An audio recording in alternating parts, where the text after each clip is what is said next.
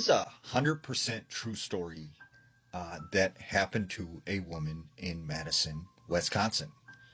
Now, there was this woman named Sherry who moved into this house with her two children in Madison, Wisconsin. Now, she said, at the time she didn't believe in anything supernatural. She really thought that was a bunch of nonsense. But she said, right away when they moved in, she would notice, out of the corner of her eye, sometimes shadows moving across the walls. She would hear strange noises that she couldn't explain. But she said for the most part, it was just a normal house. One night, she's upstairs in her bedroom and she's folding laundry. She hears talking coming from her son's room. So she makes her way over to his room. The door's closed, and she hears her son having a full-on conversation with someone. And she's like, "Who is he talking to, at 12:30 at night?"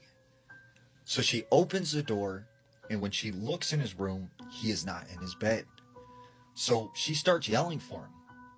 She looks down and sees him next to the side of his bed, on his knees, crouched down, with his head under the bed, talking to someone.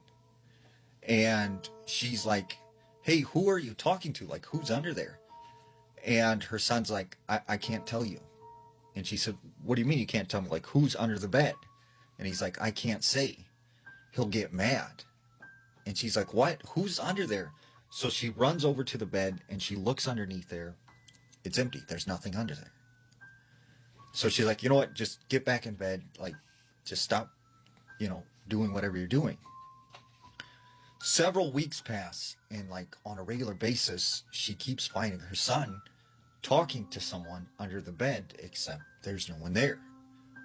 So after a few weeks of this happening, she thinks maybe something is wrong with her son. So she takes him to this child therapist. The therapist assesses him and says, he seems completely fine. It's probably just his imagination. So several months pass and he keeps on doing this.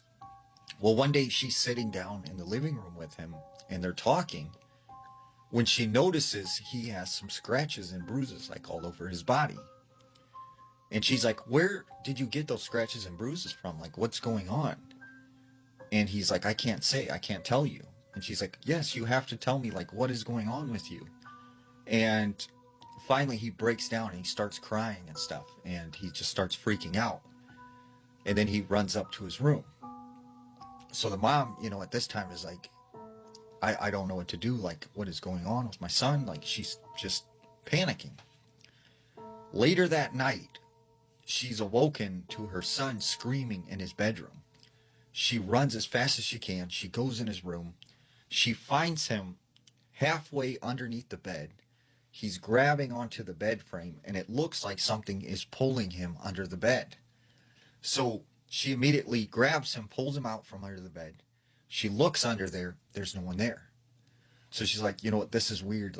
You're sleeping with me tonight. You're going to be in bed with me tonight." So they go back to her bedroom. He lays down. He falls asleep. She's sitting in bed. She can't sleep. She's freaked out about this whole situation. When all of a sudden she hears, "Shh, hey, come under the bed." And she's like, "What?" She looks over. Her son is sleeping. But then once again she hears, "Hey, come here, under the bed. I need to talk to you." And it's like a man's voice. And she's like, "No, no, who are you? Go away." And the man's like, "Come on, get under the bed. I need to tell you something." And she's like, "No, I'm not going under the bed." And she said this man, whoever he was, just started yelling obscenities and getting really angry. So she grabs her son. They get out of the house, and she said she left that night and never went back. And still to this day, that house sits there. And she said she's talked to the neighbors, and they said since she's moved, several families have lived there, and they move out immediately.